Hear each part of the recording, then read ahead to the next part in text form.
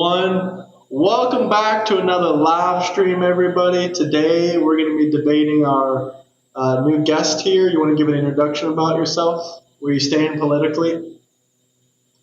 Yeah. Um, Connor, I'd call Wait, myself. wait. Let me make sure I can pick up the audio. Hold on. Talk. Say something. Okay, I got it. Sorry. Go ahead. So Didn't you're mean good? to interrupt you. Okay. Yeah. So I'm Connor. I'd call myself either a progressive or a social democrat. Um, I don't know.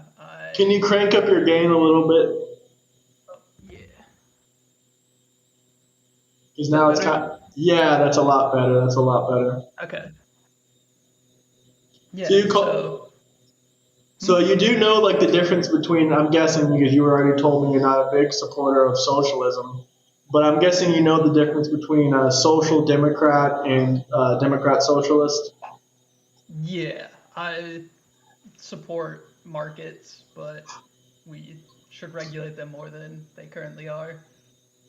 Like the Nordic model is definitely better than pure democratic socialism in my mind. Yeah, but my It argument is, go ahead, so I want to works hear you. at a very small scale, but it just doesn't scale to a country the size of the US. Where has it ever worked at a small scale? I'm curious about that. I mean, there's been like experiments of people, like communities of like 100 people, but not You're like talking large about like the scale. Amish or something like that. Yeah, like that. Where it's like Yeah, once you get to the point where you don't know everyone, it just kind of falls apart.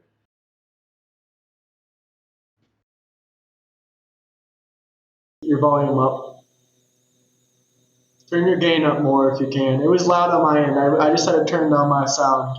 Say something. Yeah, this is as high as it goes. I mean, I guess I could move a little bit closer to the mic too. If that helps. Can you hear him good now, Marching Knight, or is it still kind of bad? Let me know.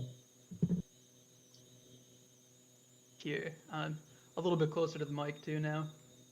Can you try to say something again? What if I turn up my output volume? Maybe then? Say Yeah, hello, testing. Okay, yeah, I think it's a hello. little bit. Test, Okay, test, now it's test. better. Now it's better. Okay, cool. Sounds good. So you think we should go to the Nordic model? I do. What about the fact that 451,000 millionaires were created in 2026 in America, and the second highest was the UK, which only had 43,000. You don't think what we have in America is working to pull people out of poverty? Obviously, I know everyone can't be a millionaire and can't aspire to be there, but I think that's a great metric to look at. Yeah, I mean, I don't know. I don't think we need to change our system that drastically. I think like raising taxes, like raising the um, top marginal tax rate for income taxes, like that's something. Like I think we should go back towards like post World War II to the 70s and that framework. Like that's when I think like that's where I'd call the U.S. golden age when everyone was growing equally because I think one of the biggest problems is wealth inequality when like the 1% or the 0.1% is growing at a faster rate than like the bottom 50%. I think we should try to aim to all grow together at the same rate. Well, salaries have grown a lot. I have some metrics on that. Not obviously not as fat, not very quickly under previous administrations like Barack Obama. We were in a recession. Biden, we were also in some kind of recession. But I have this graph here that says wages grew 9.3% between in Trump's first term. But as far as like in the 1970s, I don't think people grew the same. Like my grandparents grew up in the 1970s. I guess they were already in their 20s or 30s, and I don't think they grew as fast as millionaires back then or billionaires back then. And even if you go all the way back to like Rockefeller, there was like massive wealth inequality. There's always been massive wealth inequality. I'm not trying to say that it's not growing because obviously there are billionaires now becoming trillionaires and there's certain stuff like that. But also there's a lot of expensive stuff out there. Like there's a good reason. Like how do you feel about billionaires in general? Do you want to get rid of them? Do you want to take away their billions of dollars? Because a lot of people say there's no reason to have $1 billion, but a famous billionaire, he's about $11 billion. He created one of the number one game selling platforms known as Steam. He's spending like $2 billion. Yeah, he's spending $2 billion to do underwater exploration, which is like more than any other government has done that he can do with his private wealth. And he's making this open source project so any scientist can use all of this information for free. So there is some stuff that can be done that's good. I feel like if all billionaires devoted their wealth to philanthropy, then that wouldn't be a problem. Like I wouldn't have an issue with billionaires if that was the norm, but that's not the norm anymore. Like with Rockefeller and Carnegie, like they devoted their wealth towards philanthropy in their older years, but that like nowadays it's your average billionaire is passing it on to their kids or like using who? it. And that should be up to them. Shouldn't they have the freedom of choice? Well, the Waltons also pull a lot of people out of poverty. Do you know how much the average Walmart store manager makes of the entire operations? It's like not off the top of my head, $120,000 a year. They like their lowest level employees like don't even make enough to. That's an entry level job. Stamps. Yeah, that's an entry level job. That's why that's supposed to be for high schoolers or someone just getting out of high school and trying to go to college. It's not meant to be as a career. You're supposed to move your way up in the corporate ladder. Couldn't they afford to pay them a little bit more? Maybe, but it's their right to pay. You know, it's supply and demand. It's supply and demand. If you don't want to work at Walmart as a store greeter, then you can become a truck driver, become a plumber, electrician, whatever you want. Yeah, I guess like the biggest thing for me is raising that top marginal tax rate. And like part of my reasoning behind that is because it incentivizes billionaires to reinvest their wealth into their own company, whether that's like R&D or it's like raising salaries. Because if we go back to, I think it was 91% at the peak in U.S. history. That was in the 50s. Yeah. And also there was a lot. Go ahead. I was going to say there was a lot of tax deductions back then, and most of the billionaires and the millionaires, they used a lot of tax deductions. So it might have been 91%, but by the time they did all these deductions, the effective tax rate was like 37 or 39%. Yeah, but like just raising it creates a bigger incentive for them to spread the wealth, either like by I can't agree more directly into their company or by paying their employees more, which either well, why don't we give them more employees? Why don't we give them tax employees? deductions? Why don't we give them tax deductions for giving their employees better raises then?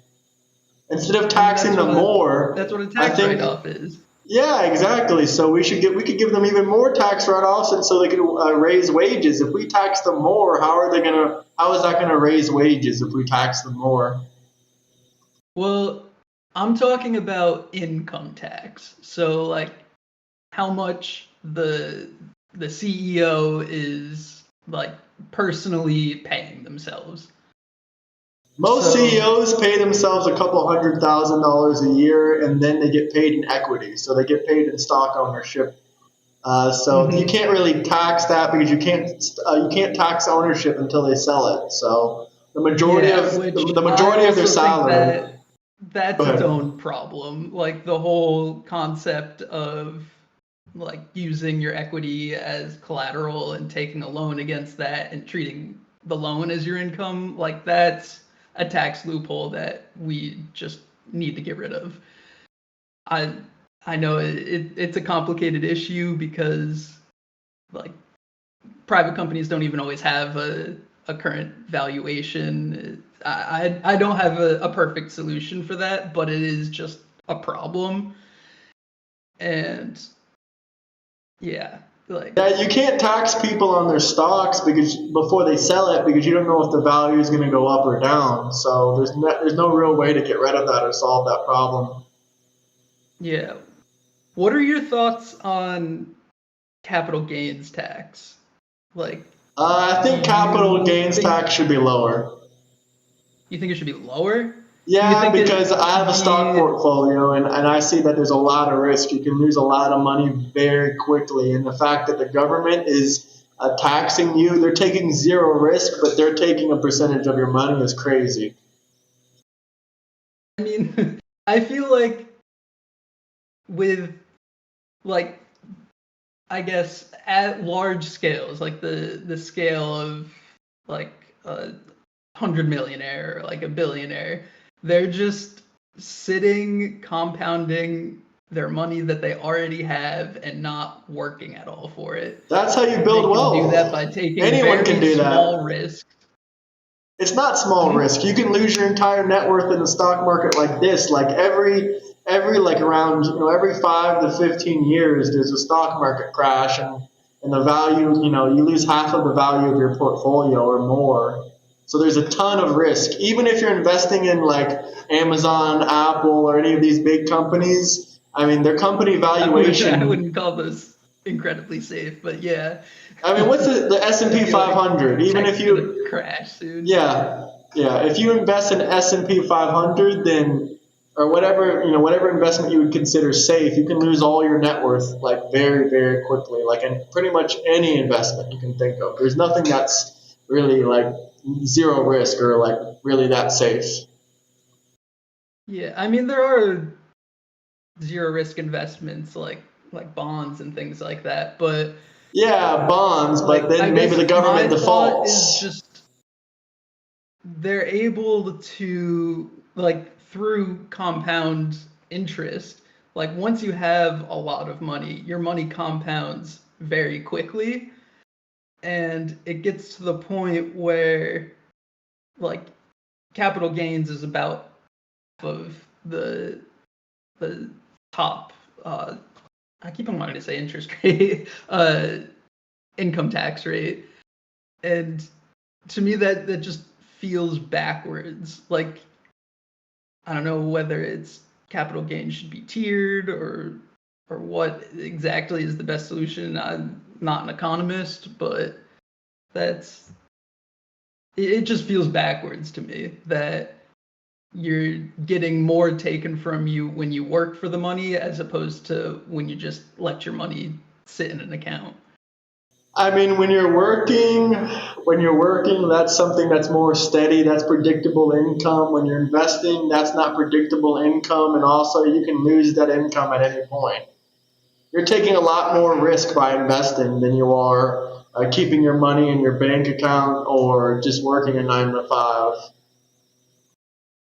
Yeah, I mean, I agree with that, but I don't think we should be setting taxes just based on how much risk you're taking. I mean, that's going to incentivize people to take more risk, right? That's going to incentivize business owners, investors, and that all helps our economy. Yeah, I mean, Like I when these guess companies, like when that's Tesla fair. stock got pumped, like what happened with Tesla stock when they started pumping up? They started to open up new factories, they started to open up new warehouses, they started to create more jobs. So that definitely did have an effect on at least like the American economy. I even have a friend that worked at Tesla, so I don't know. That's just how I feel Yeah, about I it. mean, I personally feel like Tesla is overvalued to like the craziest extent ever. Like it's As far as like Tesla stock SpaceX, and goes, yeah, SpaceX is. like it just doesn't match the fundamentals at all.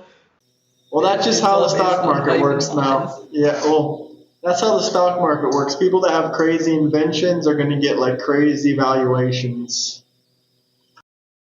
Yeah, but I don't think Tesla has crazy inventions. They have a fully automated, they have a fully self-driving car. Like, what other Yeah, company but did like that first? we're so far behind China when it comes to the EV I don't market. believe Like that they have, either. I don't believe that. you don't? I've seen plenty of Chinese EVs. They all have like the same battery life and comparable performance.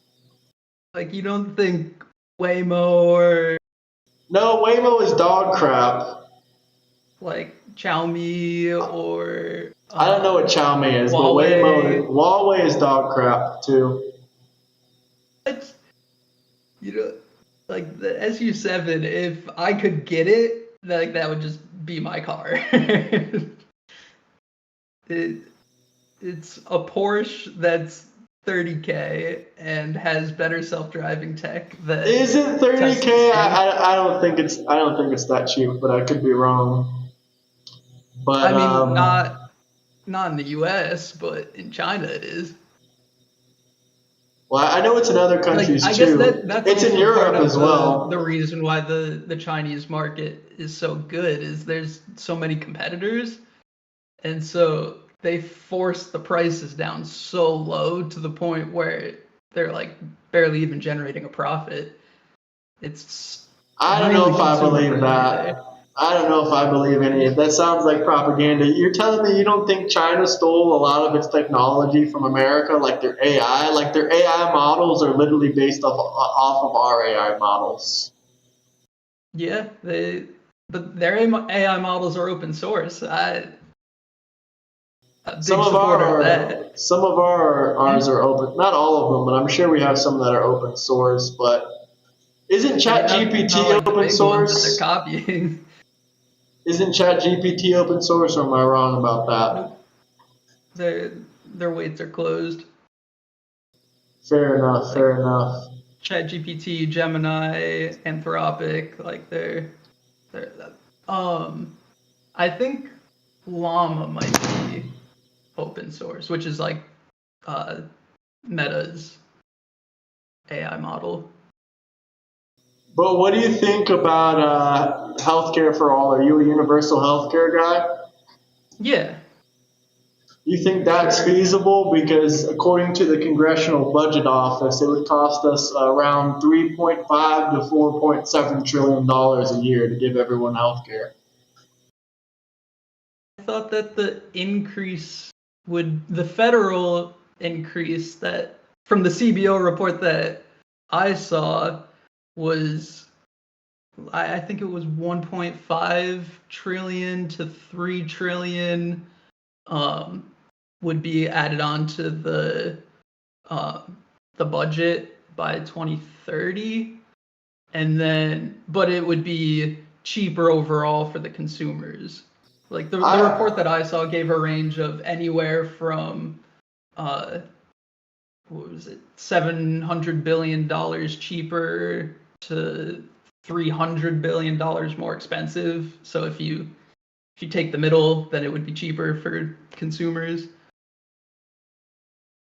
I mean, it probably would. I mean, I don't know how if it would be cheaper for consumers. I feel like we can just get our healthcare down to what it was during pre Barack Obama. It was around when Barack Obama got into office before he did Obamacare. Healthcare costed about 150 to $180 per plan versus what they cost now, which is $500 to $600 on average, and that's not even for good coverage, really.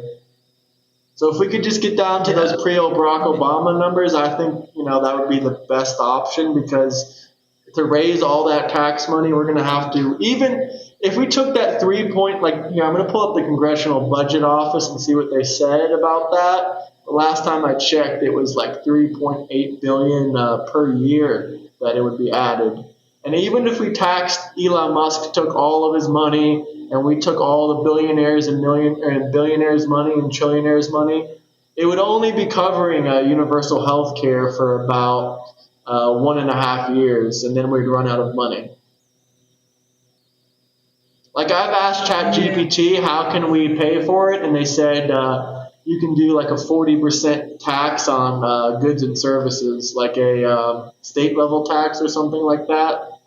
But I'm really interested to pull up the CBO universal health care costs per year here. Let's see if I can find it. Let's see. I have it right here. I'll send you a screenshot too. When the Congressional Budget Office analyzed illustrative single-payer universal healthcare system options, it estimated that the new federal government healthcare subsidies would increase by $1.5 trillion to $3 trillion for a single year. I thought that was by 2030. That's a single year. Yeah, it says for a single year. Okay. Those were the. That sounds like you're reading off of the same report I saw. But yeah, I guess. I just don't want everyone's taxes to increase, especially the middle class and the upper middle class. I think they're already paying more than their fair share in taxes. I think people making under $150,000 should pay zero or like close to zero in taxes, especially if they have like 2 or 3 kids. I guess. How do you plan on funding like programs or anything? Or I mean, we could do your idea. Like, how are you going to decrease our revenue but not if we did our deficit increase? If we could agree to that, hypothetically, if we could agree to that, I would be fine with a flat rate tax for billionaires of like 40%. Maybe that could pay for it. Or maybe just, I don't know, there's other ways we could do it as well. Make other countries pay us for protection, I guess, and stuff like that. I don't know. There's a bunch of different ideas you can put out there. Start going on mafia boss with it. That's the way I look at it.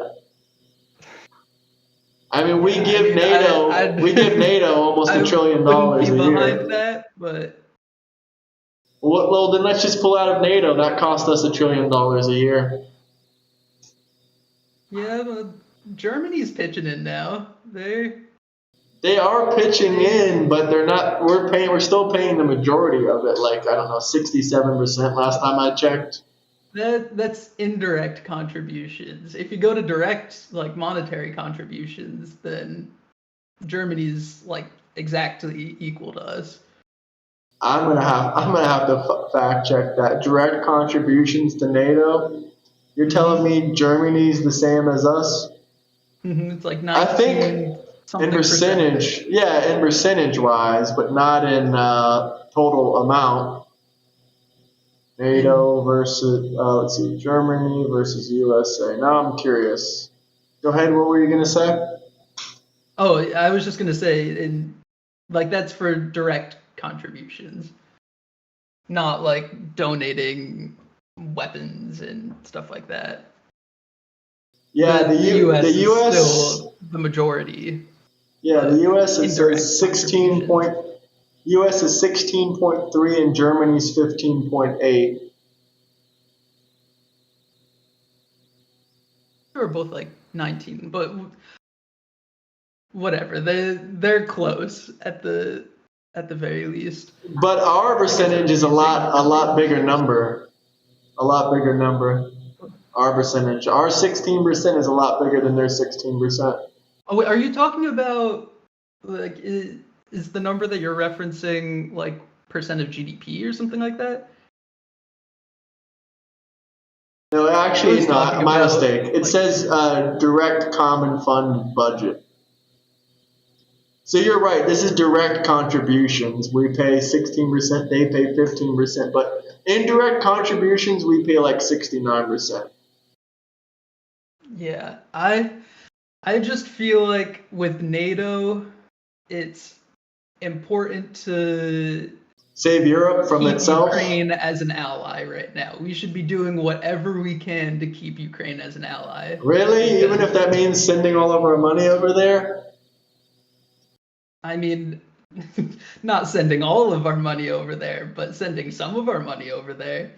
Ukraine is like the the best country right now when it comes to modern warfare.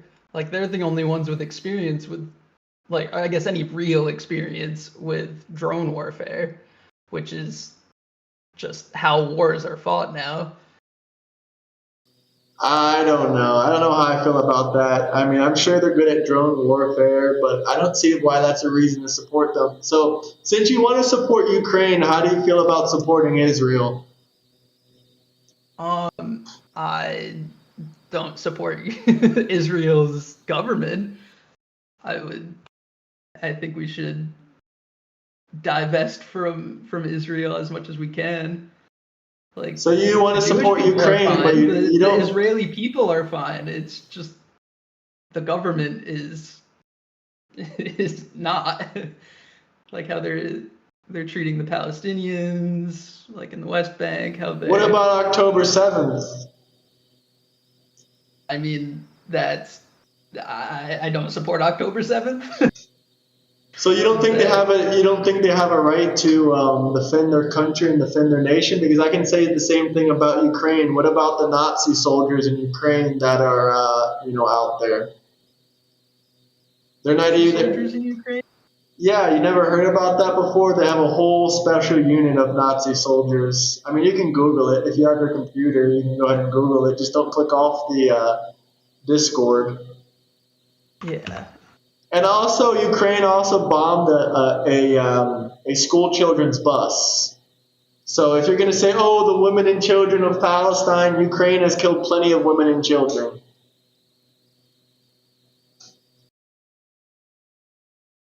In fact, I think Is this Ukraine the probably has killed Azov Brigade? Is more. that what you're talking about? I think so, yeah. I think so. I forget what it was called, but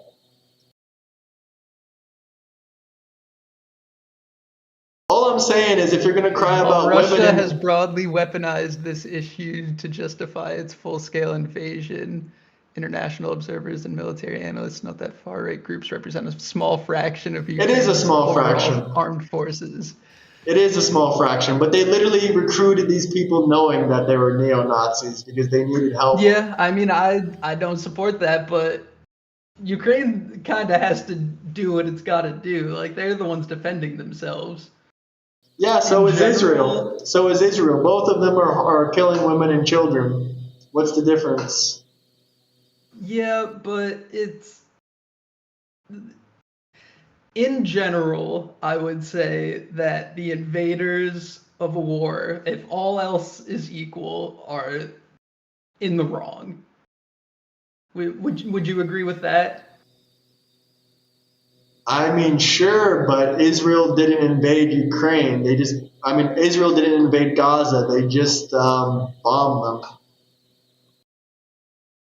Uh, I mean, some yeah, troops went in, and also Gaza is literally a part of Israel. Like the people in the Strip of Gaza, were paying taxes in Israel for years because they're the same country on paper. yeah. I wouldn't even have like And that big of an issue there's with always the been whole go ahead, go Israel ahead. Palestine. I wouldn't even have a huge issue with the whole Israel Palestine thing if they just, I don't know, like with currently Palestinians operate under a different set of laws than Jewish Israelis do, even though they're all within the Israeli borders right now. And that is just something I can't support. What do you mean different set of laws? What do you mean by that?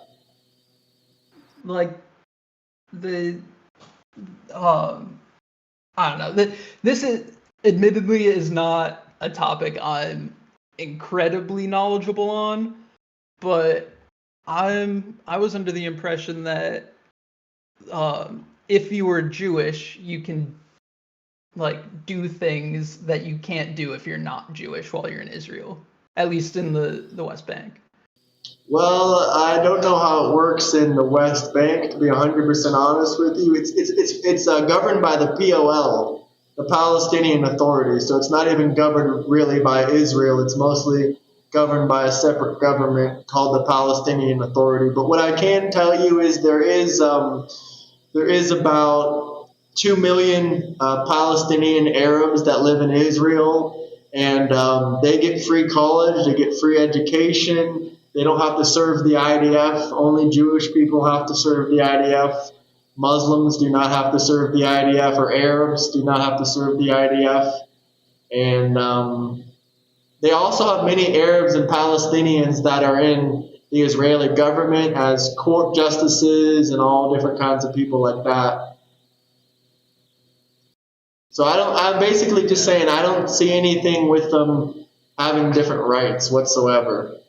If anything, I kind of feel like they have special rights because they don't have to join the military, and they get free college education. And what else can I say? I don't know. I just don't see any separate treatment really for them. There's plenty of Arabs that are Israeli. Did you see the Arab Israeli that was attacked today in Las Vegas when he was on a podcast? He was debating this guy, and they got into a fight. You said that was today? I think it was today or yesterday. It was in Las Vegas. Yeah, I haven't seen that, no. Well, it was definitely pretty interesting. But yeah, there is plenty of Arab Israelis. A lot of them are getting pretty popular with their debates. They're hosting a lot of debates. Mm-hmm. What are your thoughts on like AI PAC? I really don't know anything about it. Oh, you're talking about APAC. You said AI PAC. Yeah. I thought you were talking about AI. Yeah, APAC. As far as APAC goes, APAC receives $0 from Israel. They are they're a pro-Jewish lobbying group. But as far as them, they're not even in the top 20 biggest lobbying groups in America. So I don't really think they're a problem. Like foreign money in politics in general. Like it doesn't even have to just be Israel. I think I'm against what was the Supreme Court decision? It was called with the lobbying. Remember? Are you talking about Citizens United? Yeah, Citizens United. In general, I think that was probably a bad Supreme Court decision. Yeah, I'd agree with. So that pretty much answers that. But people aren't really focusing on any lobbying groups. They don't really care that Blue Cross Blue Shield is number 2 biggest lobbying in the entire country. All they care about is APAC, APAC, APAC. Jew this, Jew that. Like, it's really, really popular just to hate on the Jews, or just like say the Jews are controlling everything, or be like a Nick Fuentes type streamer, and it's super obnoxious and super annoying, in my opinion. Yeah, no, I can agree with you on that. It's like, in my opinion, it's all money in politics is pretty bad. But it is, like, I don't think it's Israel specific. I just think that groups that are lobbying for things that aren't American can be a little problematic. But also, I just think lobbying in general is problematic, at least at the scale of like PACs. Yeah, also we got PACs and we got super PACs. Oh, this guy says APAC is funded by Israel. No, they're not, bro. Look it up yourself. Take a quick Google search. Everyone out there, take a Google search. I can confirm that would be unconstitutional.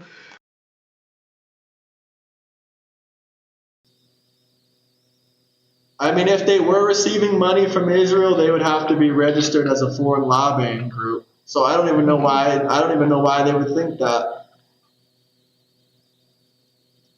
Yeah. Do you think that Israel itself, though, has too much influence in American politics? No, not really. I haven't seen any influence in American politics. And as far as our financial relationship with Israel, They do about $24 billion to $40 billion worth of trade every year, depending on year by year. And we do give them about $3.8 billion every year to purchase weapons from us, but they've also purchased way more than we allocate to them every single year. So I think we're making money on the military side, and I think we're making money on the trade side of things as well. Like the state of Tennessee, I know, I'm not from Tennessee, but the state of Tennessee makes $150 million a year selling Israel medical supplies, transportation equipment, and a couple other things as well. Yeah, I mean, I don't have any issues with anything like that. Like, I don't know, even Israel in general isn't like one of the biggest concerns that I have politically. Like, my issues are more domestic than anything else, but I don't know. I think we should, like, really my biggest thing is we should just keep foreign money out of politics in I any agree. capacity. Like, I have nothing against Jewish people. I have nothing against Jews that live in Israel. It's really just like Netanyahu. Honestly, I'll point you into some directions of some people. I'm probably not the best guy to debate you about Israel or have a conversation with you, but you should talk to a couple other people in the Discord. But I do want to respond to this super chat. Hey, Brian Q. Instead of making a baseless claim, how about you give a little bit of evidence? You say, I don't know what I'm talking about. Tell me what I don't know what I'm talking about. Please educate me, Brian. What do you mean I don't know what I'm talking about? On what subject? What specific subject matter? And don't just say, oh, everything, everything. Give me a very specific thing. I want to know, please. But what we were talking about Israel. Yeah, the way I look at it is women and children. If anything, I believe more women and children have died in the Ukrainian-Russia war. Even people that are 16 and 17 and 18, I would still probably call them children. I know, even though 18 isn't a child anymore, but I would still call those people child. And also, there has been instances, like I said before, Ukraine did blow up a school bus in Russia. Now, of course, they're going to say that was a mistake by a drone attack. But, Israel could say the same thing when they're evacuating buildings. They're leaving notes from the skies. They're text messaging Palestinians, telling them to evacuate. I mean, I'm sure you've seen some of the footage online. How do you think a Palestinian is able to perfectly set their phone up and angle it right at a building before it explodes? Do you think they know exactly when these rockets are going to drop? Well, the answer would be, yeah. They're saying, you got 5 minutes to evacuate. This building is going to blow up. And then they'll stand outside really far away and they'll record it. And like that doesn't just happen randomly. Like you can't just perfectly time a rocket or a bomb to get it on recording unless you're like actually getting warned by someone. Now I know there has been children that die, but in every single war, lots of children has died. Russia, Ukraine, World War II, Afghanistan, Iraq, Vietnam, World War I. Any of these wars, a lot of people, a lot of kids always end up losing their lives, unfortunately. Yeah, I mean, obviously, children dying is always bad. I feel like you should always be able to condemn any side that's intentionally killing kids, like, regardless of what side you support. Like, I condemn Ukraine if they're intentionally killing kids. I don't think it's intentional. I don't think it's intentional. I don't think it's intentional for Israel either. I mean, you have to think the majority of the aid and the food that has gone into Gaza, was from Israel. Like they wouldn't be, what kind of enemy, what kind of genocide, or what kind of person that's trying to kill women and children gives another country like 20,000 metric tons of food? Israel gave Gaza enough food to survive 2 or 3 years if there was a full blockade. A full blockade, 2 or 3 years. They gave them enough. Like all that food and like also what kind of genocider drops leaflets and leaves text messages and calls and all that kind of stuff and tells people to evacuate. Yeah, I mean, I guess that's something I'd have to do a little bit more research on. Like from what I've heard, they were blockading food from the Palestinians, but I can't that comment I on have that. also no point of authority on No, I can't like comment on a that. According to international courts, according to the ICC and the UN, you're allowed to blockade certain countries as long as they have enough food to survive for at least 6 months. As long as you're blockaded, you know what I'm saying? Like if you do a blockade for 3 months, as long as they have enough food supply, you're allowed to legally do that according to international law. So, that's just something that happens. And also, Egypt, which is a Muslim country, blockaded Palestinians from evacuating. This is the first war in modern history where the opposition wasn't allowed to evacuate to other countries, or they weren't allowed to flee to other nations or anything like that. Like both Jordan and Egypt blocked them Palestinians from coming in, and that really makes you think, why would they be doing it? Saudi Arabia banned the Palestinian flag and said that they don't have time for terrorist ideology and that they want to become one of the most advanced Muslim countries in the Middle East. But it just makes you think, if Egypt and all these other countries ban these Palestinians from coming in, I mean, maybe they're not as. I'm not saying that they're all bad. I do think there's a lot of innocent ones. But back in 2006, 87% of the population voted in Hamas, and that was for one favor they wanted to do: destroy Israel, bomb Israel, and take it over. There's a long, long history if you want to go over the history, but I don't know how interested you are in this topic. yeah, I'm definitely no Hamas supporter, but Palestine and Hamas aren't the same No, thing. I know they're not, but like when 87% of the population votes in Hamas to lead your government, I mean, obviously that's still like 13% of innocent people, but even then, that just kind of shows you their mindset and their ideology in general. Yeah, I mean, I mean, the whole thing I with don't know. Islam I too. Christian, you can have your. I don't know if you're a Christian or not, but you can have your criticisms against Christians. You can have your criticisms against Judaism. Sure, you can point out this, that, question this, that. But when you read the Quran, there's literally multiple verses. I can quote you like 20 verses right now that I have saved in my phone that say, "Unalive the Jews, the Christians, and the unbelievers." And Muslims will tell you that this is just for time of war, but time of war for them has like a broad definition.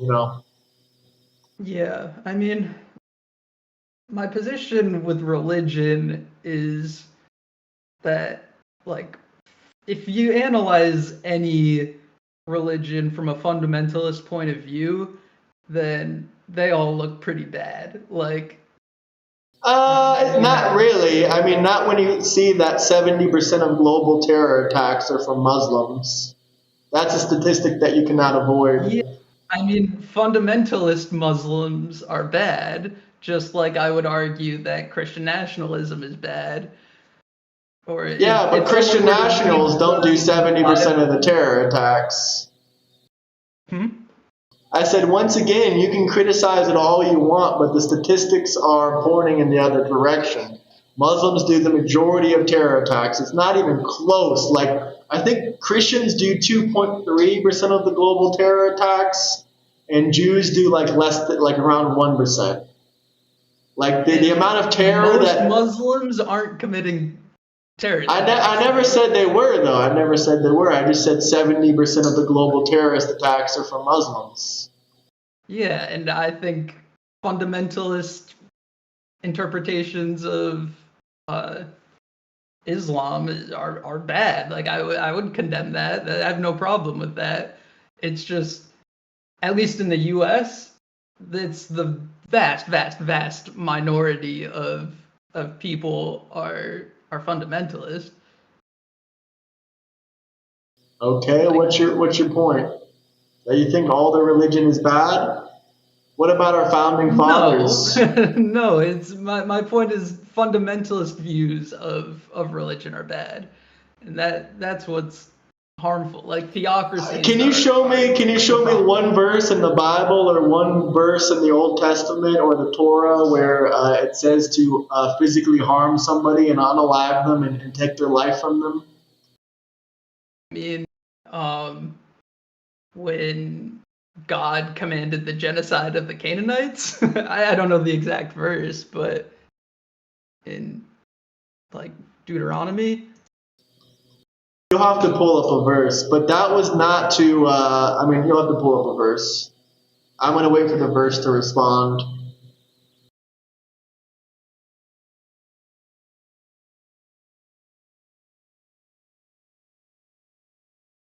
But guys, get those likes up. If you guys have any questions, comments, anything you want read out loud, drop some super chats.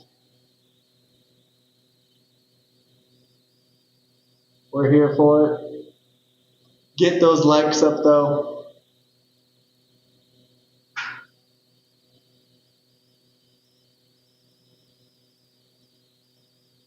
Okay, Deuteronomy I found it. 20:16 to 17.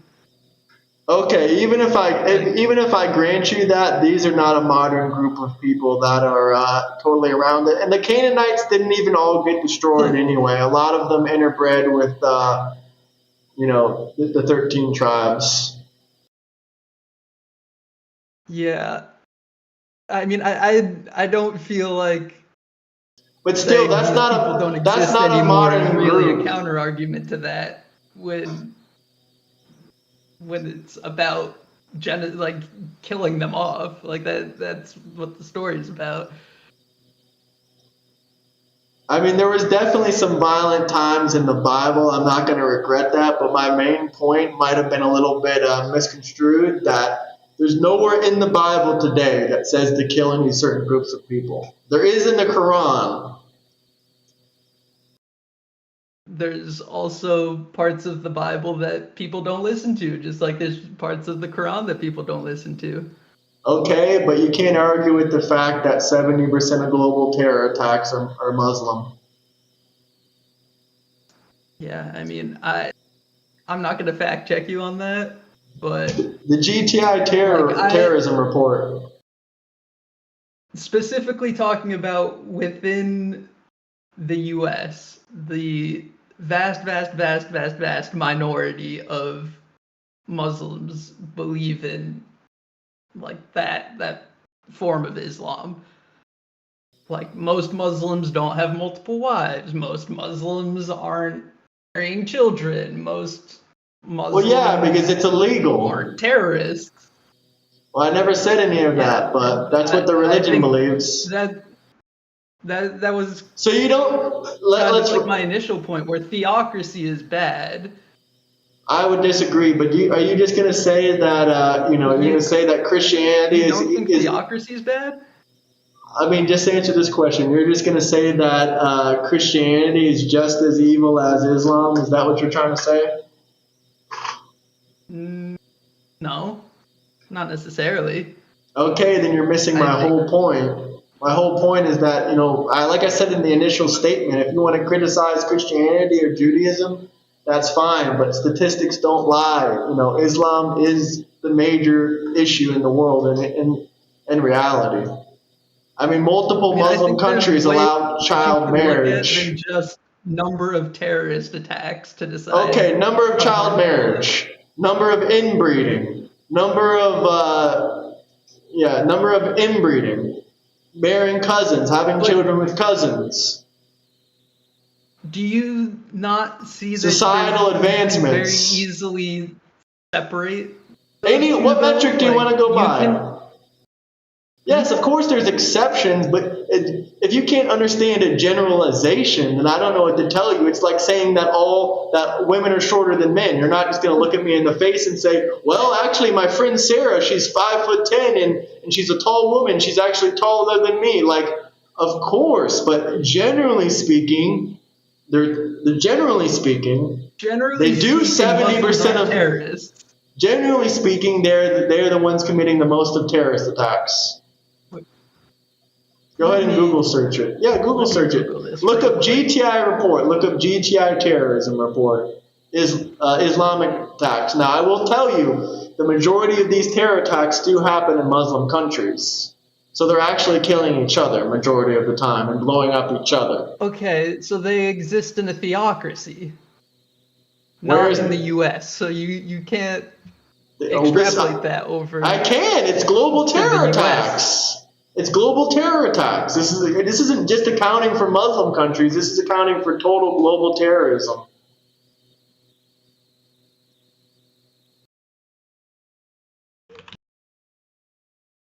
And Muhammad was apparently supposed to be the perfect man and the man that everyone should look up to. He married a 6-year-old. He got fucked in the desert by 60 black dudes, and they quote unquote rode him all night long. He married his stepson's wife. What else did he do? I mean, those are pretty much the main 3 points. Married a 6-year-old, got fucked by 60 black dudes in the desert, and then he married his stepson's wife. Yeah, I mean, I agree with you. That's all bad, but that's not enough to say that Muslims are bad. Islam, I'm not saying Muslims are bad. Islam is bad. Islam is bad because, look, any metric you want to look at, what metric do you consider for a good society? You can literally name anything. If you want to talk about clean water, marriage, families, quality of living, like literally any metric you want, the majority of Muslim countries are lacking.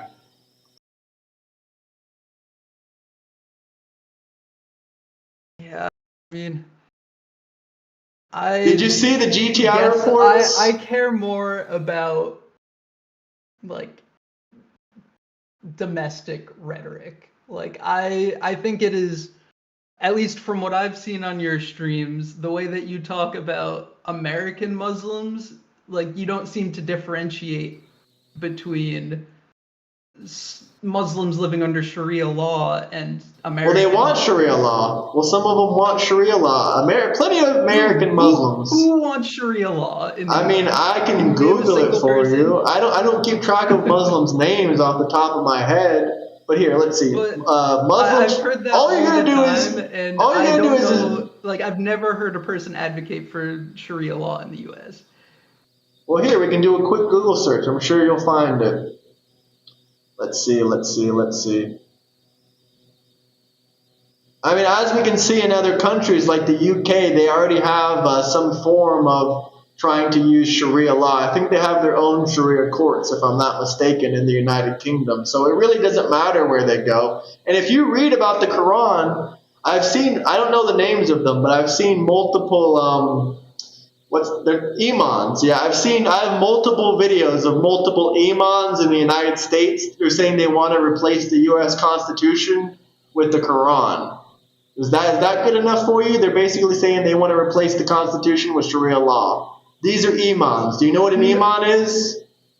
Okay, wait. I just want to say I googled who has advocated for Sharia law in the U.S. and imams. The first result is no mainstream political leaders, major civil rights groups. No, not political leaders. No, not political leaders. We don't have that many Muslim political leaders. Sharia law. No, we don't have really that many Muslim political leaders. But there are imams. I've there been are told imams. By Fox News that no, you haven't. Melania wants to enact Sharia law. I've never heard that before. There's no such thing as Islamophobia. If they commit 70% of the global terror attacks, it's a rational fear. It's not an irrational fear. If a group of people are committing most of the violence and most of the terror attacks, then you can't have an irrational fear of them. A phobia is an unrational fear of something. You can't have it. It's like And you I would say cannot. within the You. U.S., It doesn't matter. They're not different. They're not. How are Islamists in the U.S. different from everywhere else? They all believe the same book and the same texts. How are they different?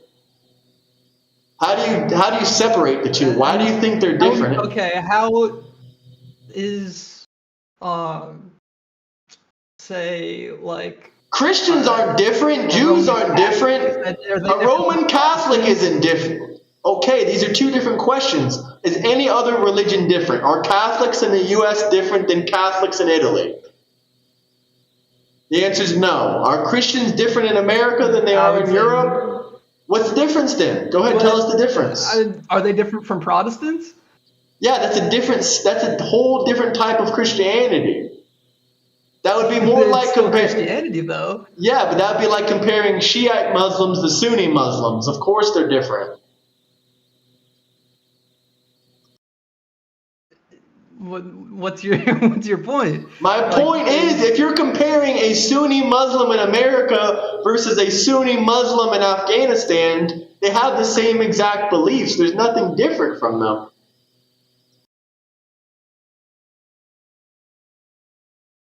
Okay, if they're reading the same book and they're praying at the same the same kind of style and the same places, mosques, then what's the difference? I mean, I don't have any issues with praying and going to the same type of mosque. Okay, what about the Muslims in New York City that are in Times Square that are blocking traffic and tourists from coming in and out, and they're praying in the middle of Times Square? What do you think about that? Is that acceptable? I think that's bad. What about Dearborn, Michigan, where people are going to protest and they're getting beat up for protesting Islam? Assault's bad. I'd condemn assault. I don't think that really has anything to do with Islam, though. I'm just asking you, how are Muslims in America any different from anywhere else? If they're the exact same branch of Islam, how is it different? Because we are secular. That's a whole nother argument. Theocracy. I think we were founded kind of like a theocracy. I'm not going to say full blown, but mostly every single founding father, every single person that signed the Constitution was Christian, maybe except one or two of them. And those people they still believed in the Abrahamic God. They just didn't follow any churches or any sects of Christianity.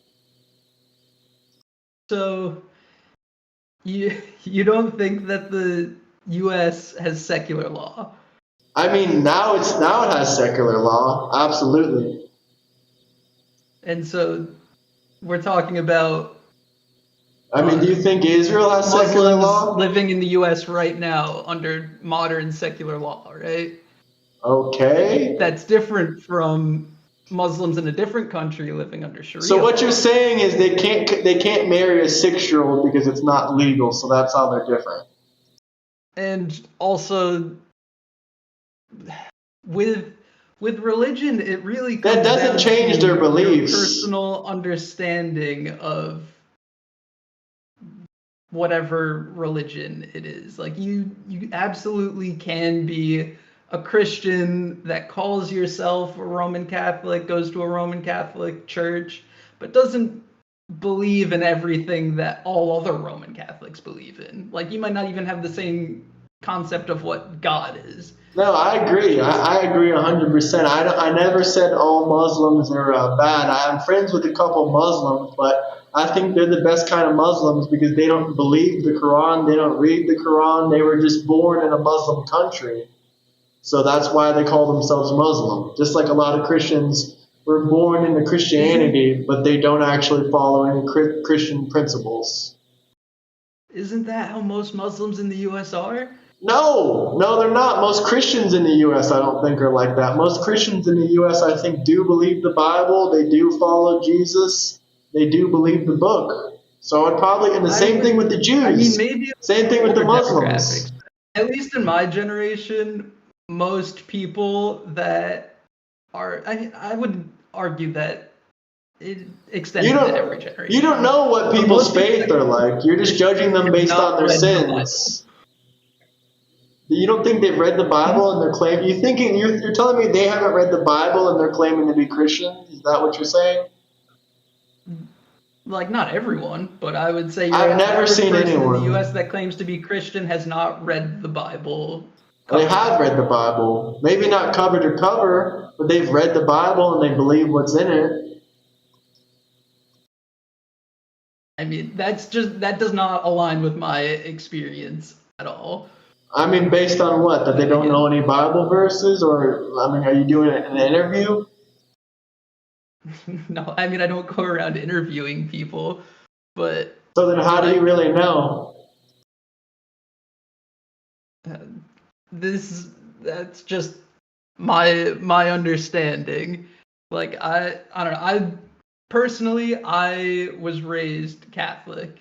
I went to church, and most of the people around me, their consumption of the Bible was only from the Gospels that were read in church, and that was it. They didn't go home and do their own Bible studies. They didn't do anything beyond show up to church every Sunday.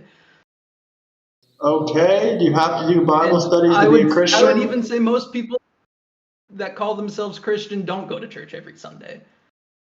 Like Okay, is that a my requirement church, to be? Where in the Bible does it say you have to go to church every Sunday, otherwise you're not a Christian? people that were there on some random Sunday. Okay, where in the Bible does it say you have to go to church every day to be a Christian, or every Sunday? Sorry. I honestly don't know if it says that. Exactly. So I'm trying to say, I'm how is not a that even Christian relevant? anymore. So you're basically just saying that the Muslims are not a threat because they're only thinking about marrying children. They can't legally do it here, and that they're not really believing the Quran. That they just call themselves Muslims and they scream Allahu I never Akbar. said that they're not the. I don't think your average Muslim in the U.S. wants to marry children. What evidence do you have I for don't. You know that? what? What evidence do you have for your statement? You're the one that made a claim. I never made a claim that the majority of. You keep taking my statements and saying, "Well, the majority I of them made a don't want to negative marry." claim. I said Yeah. they. You can't prove a negative claim. The burden of proof is on Well, the I never made the positive. statement. Okay. Well, I never made that statement that you claimed I did. I So never okay, said the my majority of them. evidence is that there are no people in the U.S. or no Muslims in the U.S. that want to have children. That's my evidence. Or not have children, want to marry children.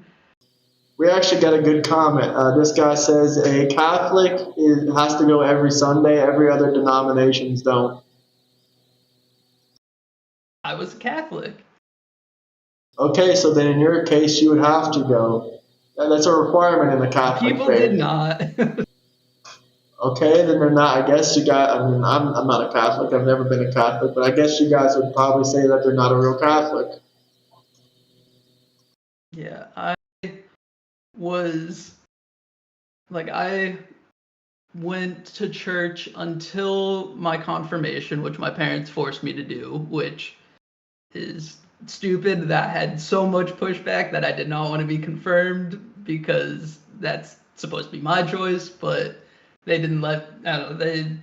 It was much easier to just go through it and get confirmed, and then once I was confirmed, they let me actually do whatever I wanted and stop going to church and be an atheist. Are both of your parents Catholic? Yes. You have any siblings? Yep. I Are have they sister. Catholics or did they turn atheist? She is she definitely doesn't go to church anymore. She's last I knew she was somewhere between atheist and questioning, like she would be like agnostic. I guess technically I'd call myself an agnostic atheist, but definitely more on the atheist side. Yeah, I'm not going to debate you on religion because, I just stick to topics that I like to talk about. Once again, we have plenty of people in the Discord that would like to debate you on that. But I mean, you just think Islam is equal to Christianity and equal to Judaism and equal to an atheist person like yourself. Is that how you feel? I mean, if we're just going to stick at that general of a level, then yeah. I mean, I could even with their beliefs, even with what the Quran says, and even what they follow. How about this? We'll change the question. I'll change the question a little bit. I'll change the question. The question is people that follow and believe the Quran and that believe the Hadiths versus a Christian Catholic that follows and believes the Bible. Which one do you think is more morally corrupt? I mean, so are you trying to say both have a fundamentalist interpretation of whether it's the Quran or the Bible? Yeah, fundamentalist interpretation. Yes, I would say that both are bad, but you still say they're both bad. Okay, the Quran is a lot worse. Interpretation of pretty much any religious text is bad. Okay, now let me ask you another question. Most people, like most Christians, don't have a fundamentalist view of the Bible. Being fundamental is varying. There's Orthodox Christians, and then there's it's very much varying. Even with Judaism, there's Orthodox. Yeah, you're a fundamentalist, but there's people that are even bigger fundamentalists. If you get what I'm trying to say, like that's just a varying objective kind of thing. I just Googled some. What did you Google? Some weird things that a fundamentalist Christian would have to agree with. If no, I don't want to debate you. A woman tries to help her husband in a fight by grabbing his opponent's genitals, do you think her hand should get cut off? Is this what Bible verse is this? Deuteronomy 25, 11, and 12. Like I said before, I'm not here to debate about religion whatsoever. I'm just trying to make the comparison and see what your standpoint is. But someone in the comment section said something. That most Christians believe that it's a sin to mix wool and linen. Well, that's in the Old Testament. Yeah, that's in the Old Testament. That's what Jews believe. That's not what Christians believe. No, you don't know about the New Testament, about how it got rid of the Old Testament laws? That's why, I mean, you're a Catholic. That was just in a list of things that I... Oh, okay. Yeah, that's in the Old Testament. Yeah. Here's the New Testament. What was the Deuteronomy? What was the verse again for the one with the wife? I was really interested in that one. 25, 11, 12. That was the first one that popped up. Someone said Quran 3:28, Muslims do not take infidels as friends.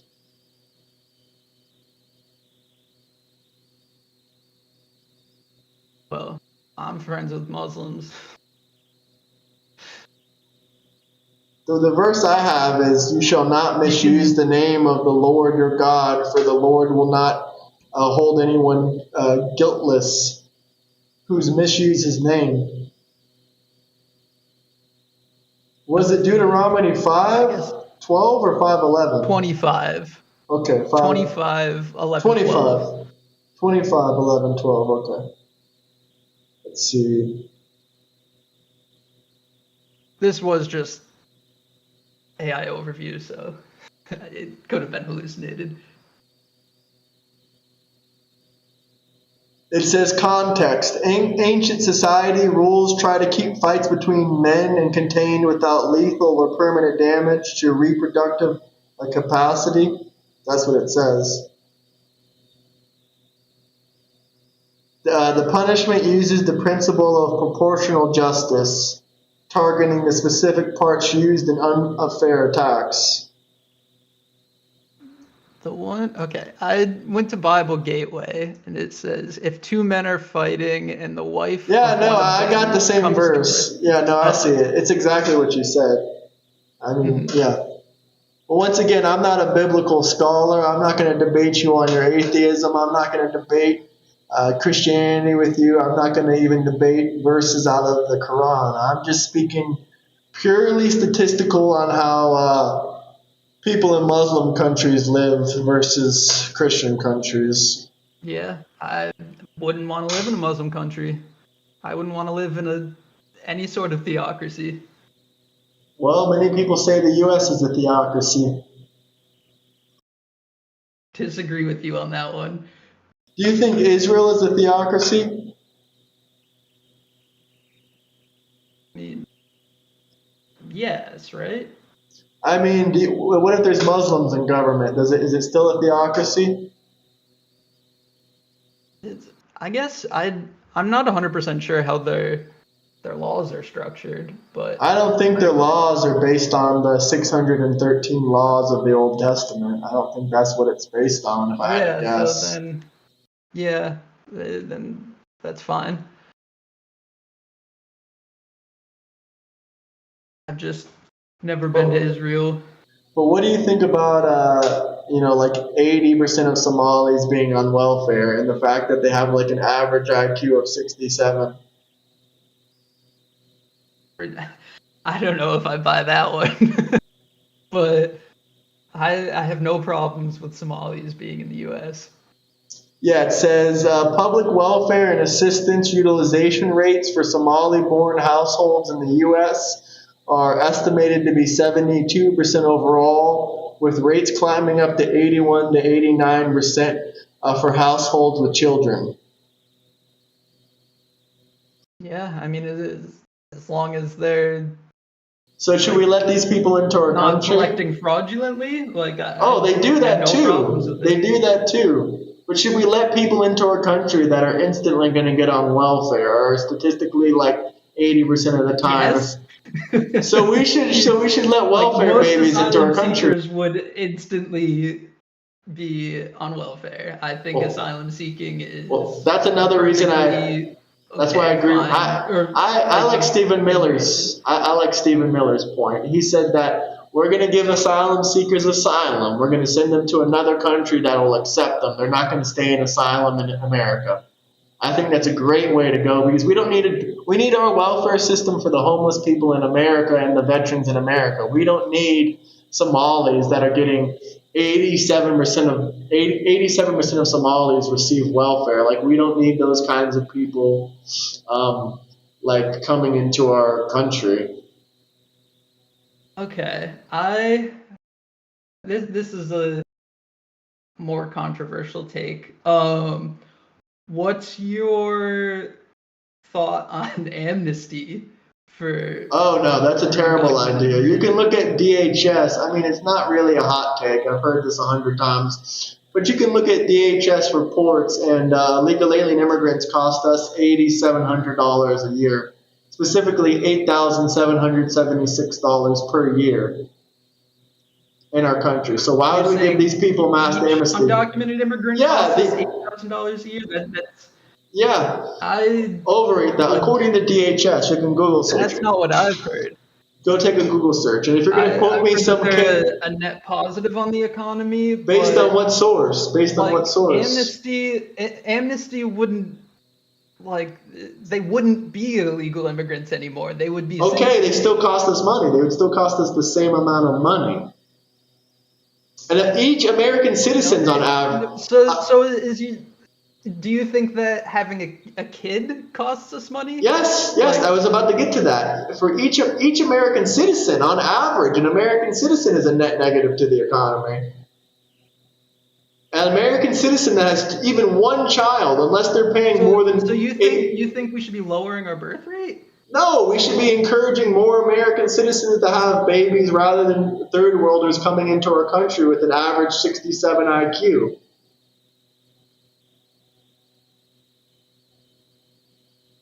Okay, well, you just made a lot of claims. Go look it up, Somali IQs. Look up the average Somalian IQ.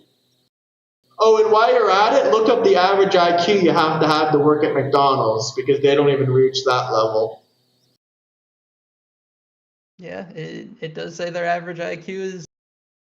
Oh, wait. There is no scientifically valid average IQ for Somalia. Older, heavily criticized studies like IQ and the Wealth of Nations claim to score around 68, but mainstream psychologists, anthropologists, and sociologists widely reject these numbers. So they don't got any evidence. They're just saying they reject these numbers. Well, we can even forget about the IQ. What about the fact that 87% of them are on welfare?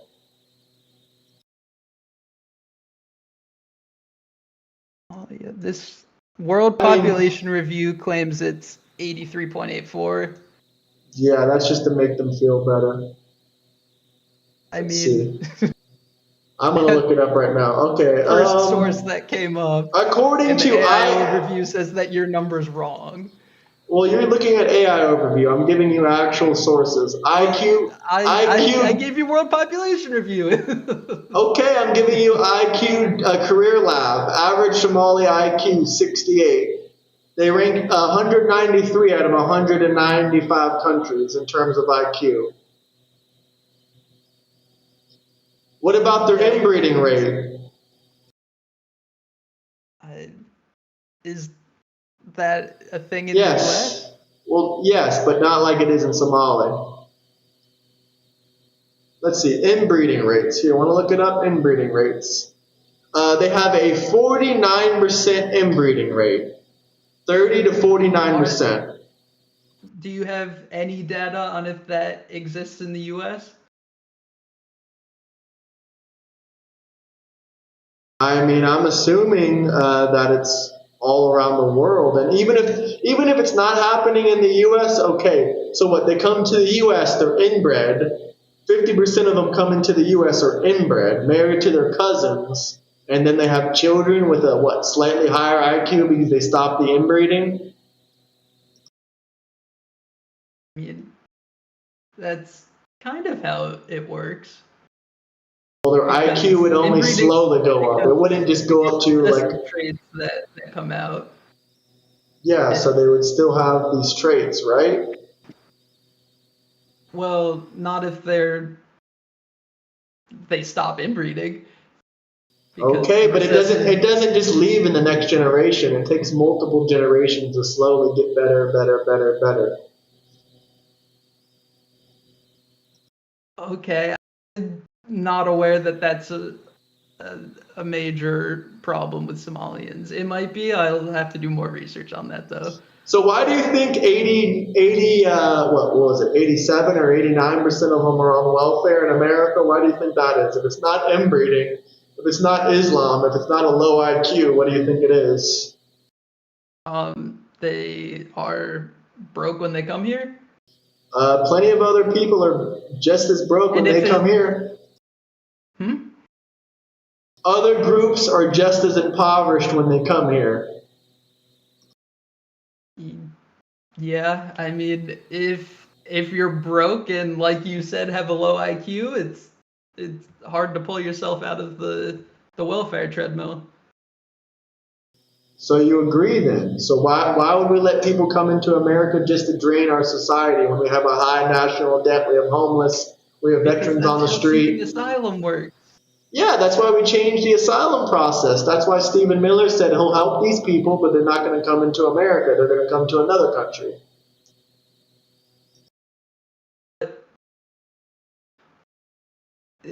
It's just why do they need to come to America? Big of an issue. It is. We can't just have 20 million, 30 million, 40 million, 50 million people come here and be on welfare. Yeah, we don't. Well, we have a lot in our country that are on welfare. That's a sixth of our country. I mean, we have 40 million people on food stamps. Yeah, most of those are. Do you want to add? Yeah, some of them are Somalis, though, and some of them immigrated here when they shouldn't have been able to. I don't have a problem with that. So you don't have any problem with third worlders coming to immigrate to America? If they're here. Well, they don't have to starve. They just don't got to come to America. they legally immigrated here. They don't deserve to starve. They're legal citizens. Okay, well they should. We can. I'm not saying to take their citizenship away. What I'm saying is we don't have to allow any more of them to come. So where do you send them? With To the UK, to Europe, to I don't know, Central America, South America, really anywhere why other than would they America. accept them when if they're so bad that we can't accept them? Oh, I don't know. I don't know why UK wants to let in a bunch of third world countries into their country. I have no idea. I don't know why Spain wants to It's let a bunch because of third asylum worlders. is a standard immigration process across developed No, countries. well, I will agree on that, but I don't think that's why they want them to come. I think they want them to come so they have cheap labor. Yeah, and that's And that's the so the reason wealthy why I elites can think that destroy the middle amnesty is what class. we should do. It's so the wealthy elites can destroy the middle class instead of having middle class Americans or Europeans making $50,000 or $60,000 a year. They can completely get rid of their jobs. They can enslave them and give it to make them work low labor jobs and other jobs for way less money. Because if you let in a bunch of illegal alien immigrants and they start taking these jobs, it brings down salaries. Yeah, I mean that's why I advocate for amnesty in That's going to bring the down US. salaries. That's still going to bring down salaries. Even if they're legal or not, it still brings down salaries. Because people from third world countries are willing to work for less money because it's already more money than they would have been making in their country. But if they're citizens, then they're Yeah, making at they're, least minimum wage, yeah, right? but Instead the of sub person, minimum wage like they could be but making now. construction workers don't make minimum wage. But you know if we let these people come legally and stay here But legally, then they and will work for minimum if wage. if they were citizens, they would accept uh They would accept whatever the market $7 an pays. hour. No, they would accept their employers would offer them $7 an hour, or they would say they'd be willing to work a job for $7 an hour instead of hiring someone that speaks proper English or that's been here their whole life. You do you think that currently illegal immigrants working in construction make less than $7 an hour? I don't know 100%, but I know they're making less than the legal They construction don't. workers. Well, I know people working in They make agriculture more than do. that. People that work in agriculture make less than $7 an hour. People picking the crops. Yeah, and I think that we should focus the punishment on employers that are Why not punish hiring both them, parties? Why not punish both parties? because the illegal immigrants didn't. I mean, okay, if they have committed crimes, then I think Yeah, they did. They absolutely came into the country illegally. That's a crime. not necessarily. Yes, it is. It's a federal crime. Jumping over the border is a federal crime. Overstaying your visa Yup. is a crime. Nope. It's a That one's a civil it's a civil, infraction. yeah, that's a crime. A civil infraction is a crime. Just like a speeding ticket is a crime. It's You not broke the speeding criminal, limit.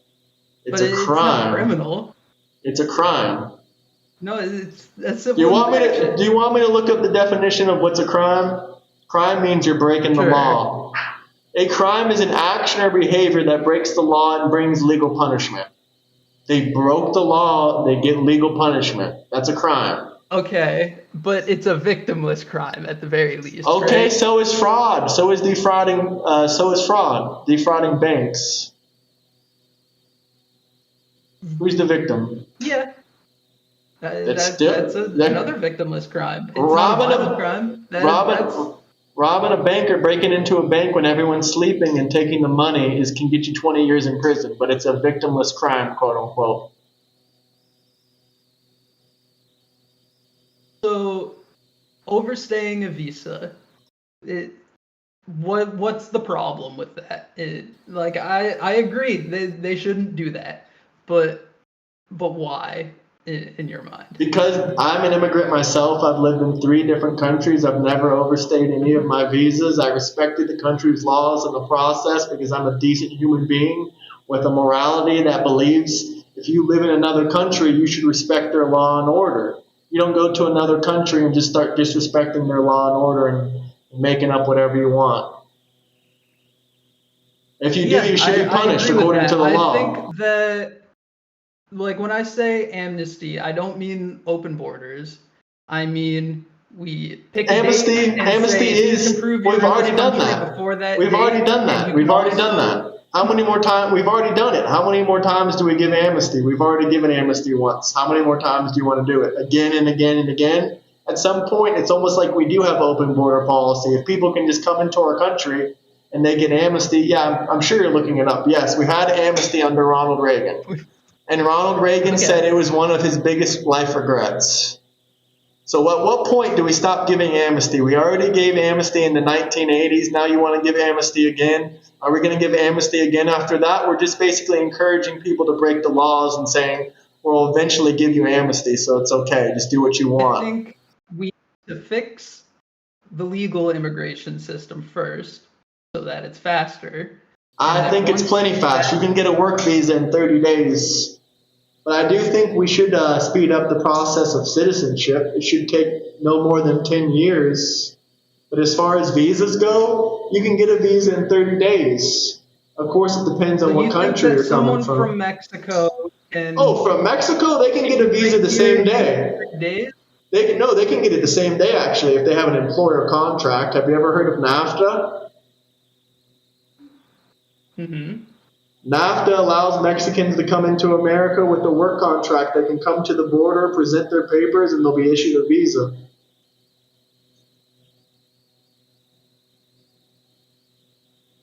Just want to make sure I'm referencing the right type of visa, but I know there's, like, if you want to, there's the backlog is from 2001 for. You're talking about citizenship. What do you mean backlog? No, to get a visa. There's like. Okay, then that means we're too full then. Okay, then that means we're too full for certain types of visas.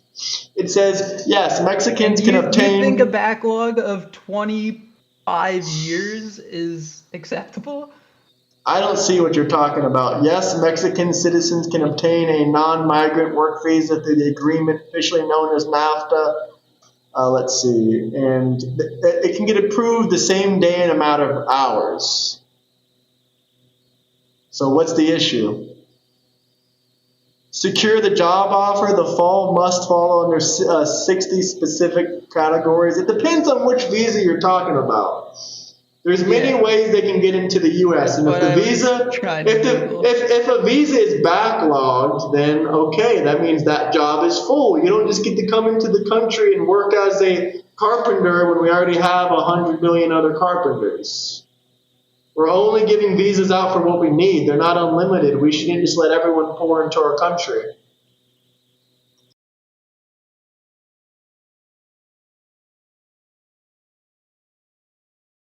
But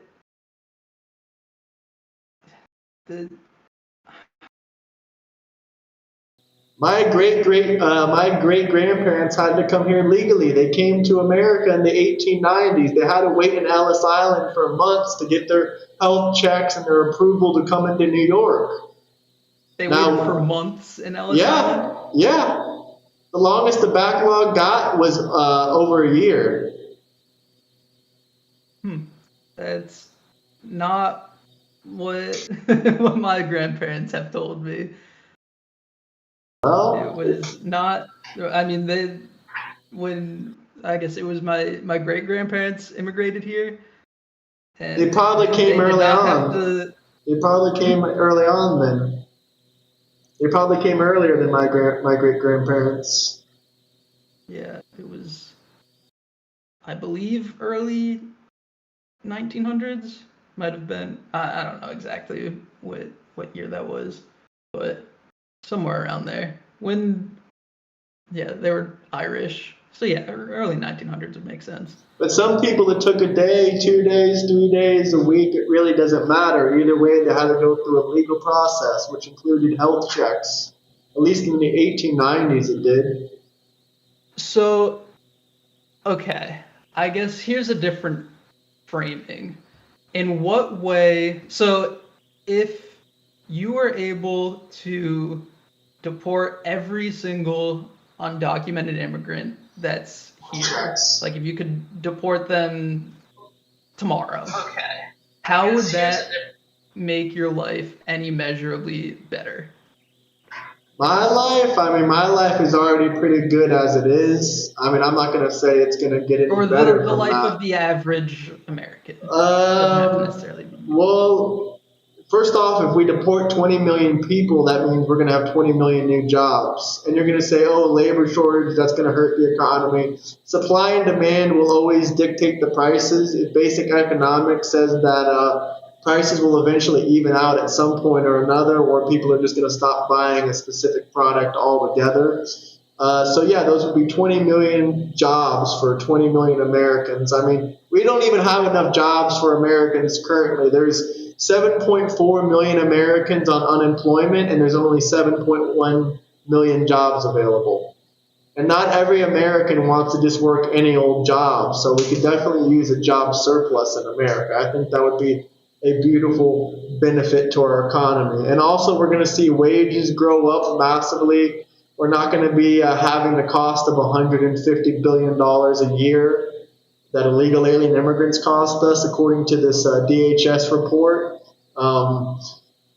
And salaries are going to go up quite tremendously because we're going to have, when there's supply and demand, when construction companies can't find workers, what are they going to do? They're going to either increase the benefits or increase the salaries. Or decrease the number of projects they take on. Well, I But doubt that because then they're not going to make as much money, and they already have a lot of room to well, I mean, uh, if they start paying their workers more, they're also not making as much money. no, they're making hundreds of thousands of dollars a project at the bare minimum. Like for, I don't know, a small housing project, they're going to make a few hundred thousand to a few $1 million. So I don't think salaries really. I don't think it's going to crush businesses that much.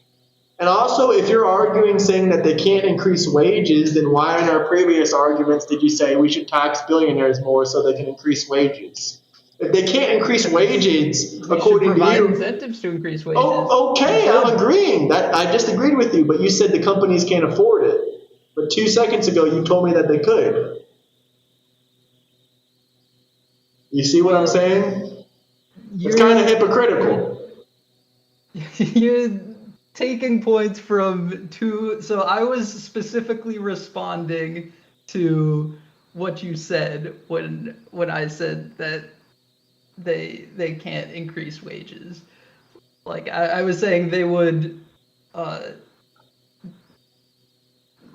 they might just take on less projects if they have less employees, which Okay, I can is an say the same thing. option. If you tax They billionaires more, would they make might. less money. And I I said could they would say the also same make less thing. money if they're paying their workers I more. could say the same thing when you're talking about taxing billionaires will incentivize them to raise salaries. They're just going to cut more projects and lose money. Well, I mean that would be an option. I think it's better to take that 9-to-1 uh, incentive and reinvest it into your company instead of just taking the profits for yourself. That's really all I was talking about. I do have to go right now, though, but I'm down to hop back in a debate if you got a little bit of energy left in a couple minutes. Is that cool with you? You don't have to, though, if you don't want to. Yeah, it is getting kind of late. I probably should hop off. I do have work in the morning, All right, it was a good but conversation, man. maybe We should another time, follow up maybe. again. Yeah, we should follow up again Yeah, because there's a lot more I want to talk about. If you're cool with yeah, it. for sure. All right, brother. Thank you for joining. Peace out. Yeah, thank you.